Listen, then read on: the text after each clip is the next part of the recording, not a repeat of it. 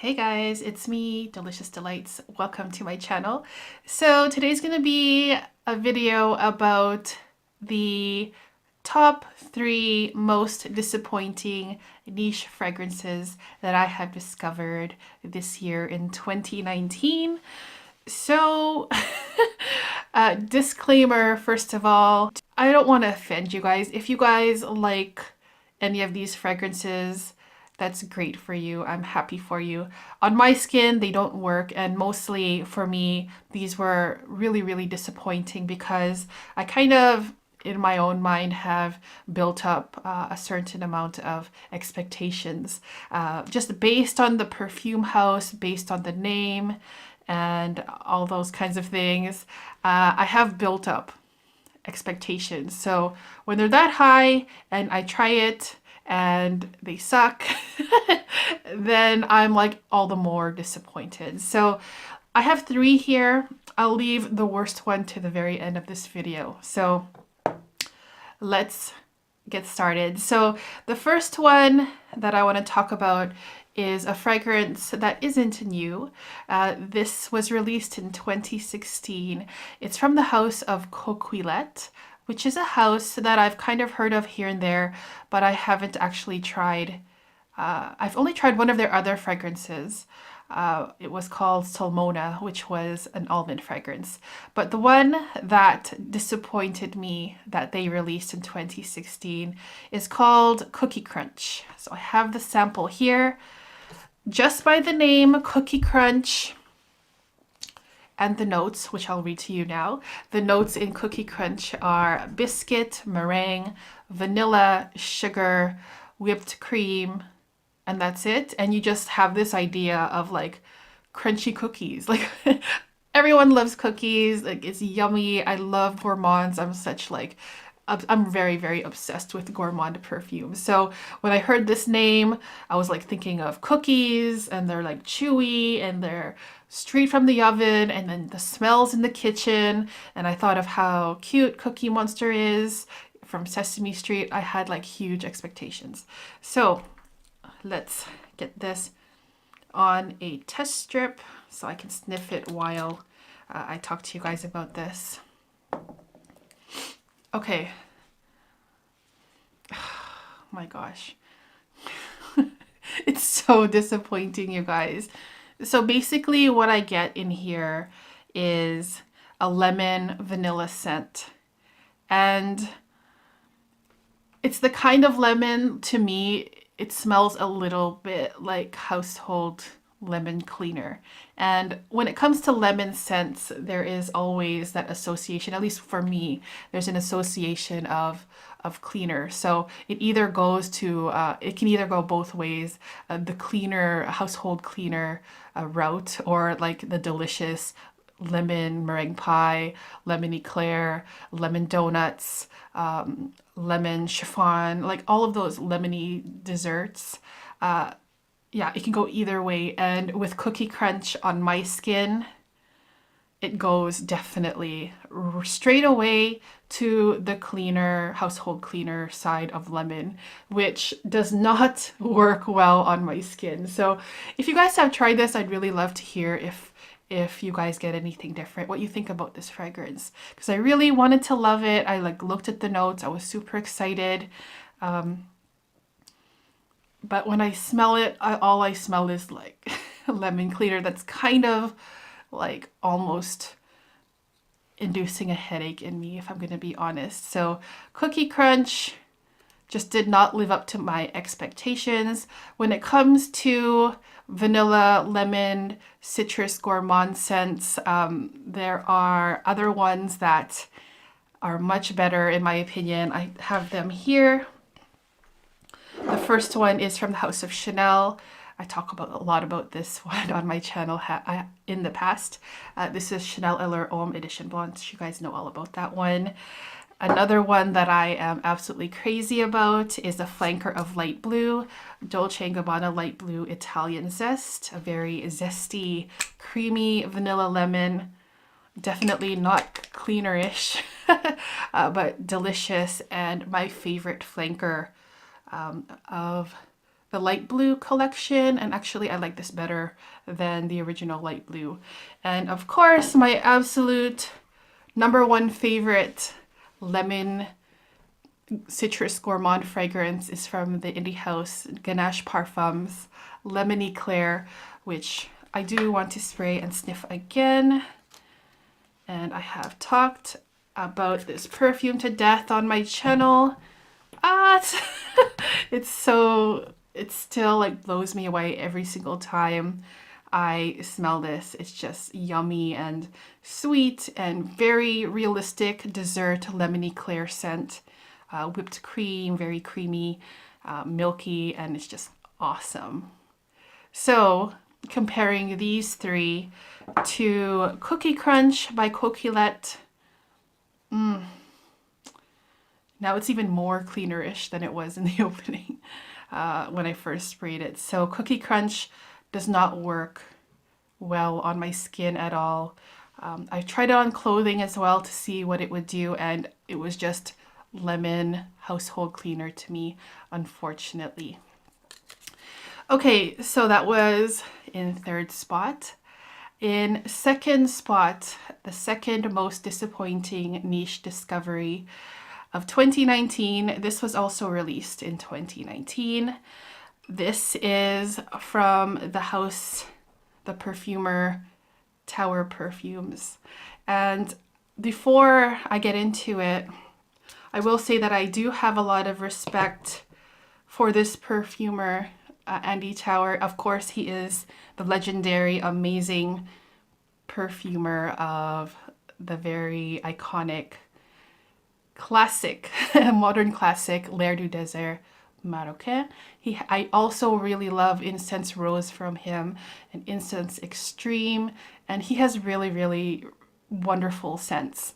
So when I heard that he made a perfume called L'air des Alpes, the air of the Swiss Alps, I was really, really, really excited. I grew up in like a snowy country, so although it wasn't mountainous, it was just all snow in the winter, and I was kind of, I guess, hoping that I would smell winter in here.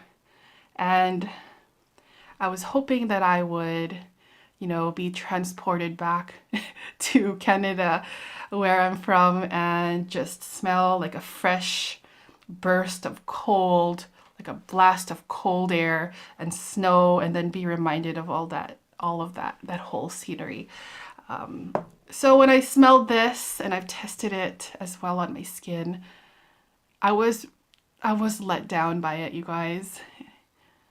This to me smells, it has a freshness to it, but to me it mostly smells like Fahrenheit. And I love Fahrenheit by Dior, but it's like a bad version of Fahrenheit. I don't really get that, what I was expecting, like the air, what I would imagine the Swiss Alps to smell like. And I've actually been to the Swiss Alps when I did some travel around Europe. I did visit the Swiss Alps. And I was also kind of hoping I would be transported to that time in my life. But anyways, it just doesn't give me that feeling at all.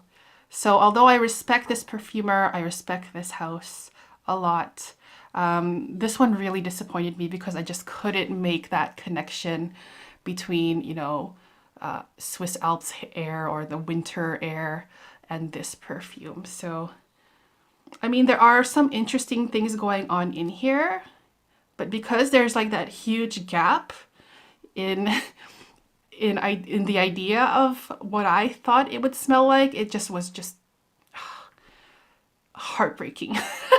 So that was Andy Tower's L'air des Alpes Swiss as my second most disappointing perfume discovery of niche perfumes. Okay, so now the last one I want to talk about. This is my #1 most disappointing niche perfume discovery. This was released in 2019 from the house of Kilian, and you guys can probably guess what it is. This is called Rolling in Love. So Rolling in Love has this really, really beautiful red bottle, like a deep, dark red bottle. And I was looking forward to this. Actually, when Kilian comes out with perfumes, I am interested because their first collection from years ago with like Love Don't Be Shy and Cruel Intentions and Back to Black and Straight to Heaven, and even their later releases after that, like Single Malt, Intoxicated, absolutely beautiful, beautiful niche perfumes. So I'm kind of holding on to this the old Kilian before they sold out to another company. Is it Estee Lauder or Louis Vuitton? I can't remember. So I was like, okay, is this going to be any good? I hope it is. So when I smelled this, and I tested this also on my skin, Rolling in Love, the opening of this perfume was really, really nice, to be honest. It was this, it kind of reminded me a little bit of Hypnotic Poison. It had this like almondy, warm marzipan smell to it, a little bit of spice as well. It reminded me of Juliette Has a Gun. That one also reminds me a little bit of Comme des Garçons Sticky Cake. You know, that kind of thing. You guys know all of the, you guys probably know Hypnotic Poison. It kind of smells a little bit like that. So I was like, that's interesting. But then when this fragrance dried down, everything just totally fell apart. Literally, it just fell apart flat on its face. This fragrance is extremely top heavy, where the opening is really nice and would probably maybe even convince people to purchase this fragrance just based on the top. But as this fragrance dries down, I get this horrible, horrible, cheap, chemical smelling, musky floral on my skin that's very reminiscent of Lady Musk. You guys know the Lady Musk. That's what it reminded me of. And then knowing where Kilian once was, where I had this huge high regard for the house, and then them releasing this that honestly smells like a bad women's designer perfume, and then charging a lot of money for this, and I didn't check how much it is, but I wouldn't be surprised if it's like around 250, 300 euros, maybe even more. But yeah, it's just so disappointing. And the more that Kilian releases perfumes, the more disappointed I am. And this is like the height of my disappointedness with the House of Kilian. And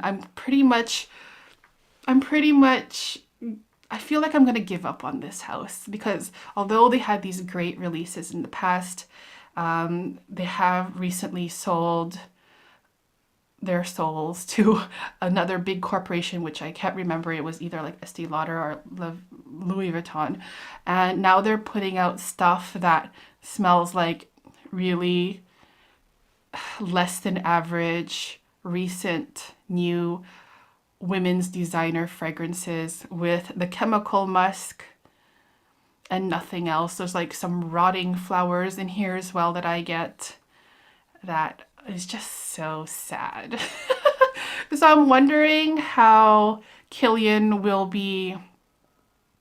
I guess I'm kind of wondering what direction Kilian will be going in this coming year, because it feels like 2019 has been nothing but disappointment with the House of Kilian.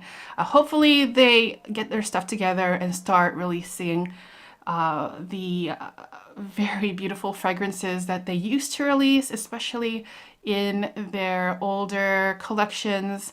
I'm thinking of Single Malt, I'm thinking of Intoxicated, Back to Black, Love Don't Be Shy. You guys, those are absolutely fantastic. Some of the best perfumes in niche. Sorry, some of the best niche perfumes that I've ever smelled. And then Rolling in Love, complete disappointment. All right, you guys. So that was my list, my top 3 most disappointing niche perfume discoveries of 2019. Would love to hear your opinion on this, about these perfumes, or if you'd like to add any other perfumes that disappointed you with niche perfumes this year that you have smelled in 2019. Let me know in the comments. I'd love to hear it. And yeah, that's it for me. So I hope you guys have an awesome day, and I'll see you guys in the next video. Take care, guys. Bye-bye.